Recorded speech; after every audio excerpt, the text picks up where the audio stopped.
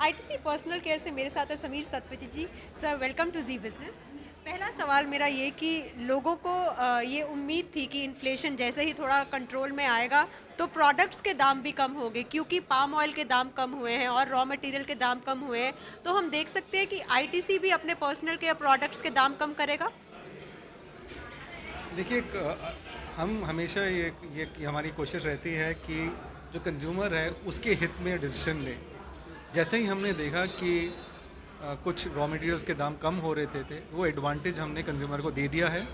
हमने जैसे साबुनों में थोड़े दाम काट दिए हैं और वो लोअर प्राइस साबुन मार्केट में भी पहुंच गए हैं। सो दैट वो हमने कर लिया ऑलरेडी। तो वो क्या लोगों तक पहुंचना शुरू हो गया है वो प्रोडक्ट? एब्सोल्युटली। और सर इसके साथ साथ मैं ये भी पूछना चाहूँगी, क्योंकि रॉ मटेरियल के दाम कम हुए हैं तो आपके मार्जिन्स पर भी असर पड़ा होगा इसके? अभी तो नहीं, क्योंकि पहले पहले तो हम कंज्यूमर के हित में डिसीजन ले रहे हैं। बट जब भी रॉ मटेरियल के दाम कम होते हैं उस पर एक पॉजिटिव इम्पैक्ट आता है मार्जिन्स पे, तो वो तो आता ही है। और इसके साथ साथ अगर मैं डिमांड की बात करूं, क्योंकि ग्लोबल स्लोडाउन की भी हम बात कर रहे हैं, यहाँ पर रिसेशन की बात कर रहे हैं, तो डिमांड पर आपको कुछ असर दिखा है? देखिए, जो इंडिया है वो एक बहुत भिन्न भिन्न कर के कस्टमर्स हैं। तो जो हम देखते हैं कि प्रीमियम एंड पे कंज्यूमर हैं, वहाँ पे डिमांड ठीक ही रही है। जो जहाँ कहीं हम देख रहे हैं, कहीं मास कंज्यूमर्स में कहीं कहीं पे लगता है कि थोड़ा सा स्लो डाउन है, तो वहाँ पे कंज्यूमर थोड़े स्मार्टली अपने बजट्स को मैनेज कर रहे हैं, छोटे पैक्स खरीद रहे हैं, कंजम्पशन एक तरीके से कर रहे हैं कि वो कैटेगरी को भी यूज़ करें पर थोड़ा खर्चा भी थोड़ा मेंटेन करें। तो इंडियन कंज्यूमर जो है वो बहुत समझदार है and they tend to do things which are correct for their wallet and at that time. और सर यही वॉलेट ताकि सबका ठीक तरीके से चलता रहे, तो आप अपने किन सेगमेंट के प्रोडक्ट्स का साइज छोटा कर रहे हैं ताकि लोगों के पॉकेट में वो फिट रहे?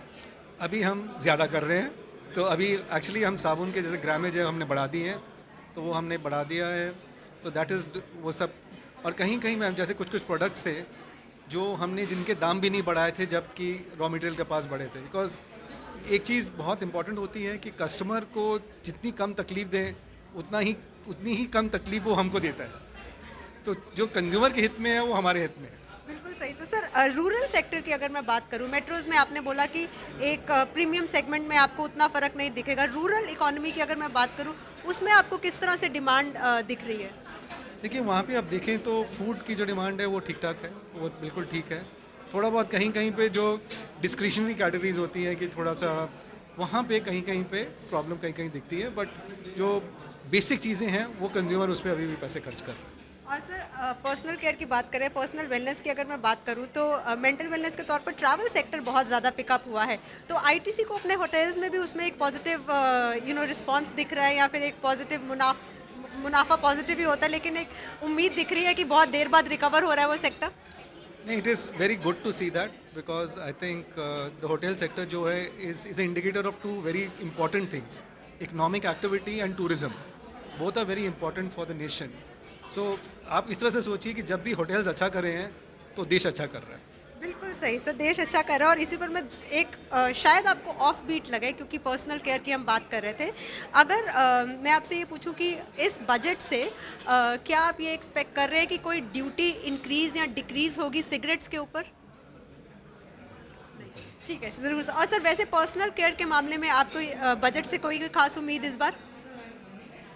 नहीं, हम तब सब जीएसटी के अंडर होता है, तो आई थिंक जो गवर्नमेंट कर रही है वो एक लॉन्ग टर्म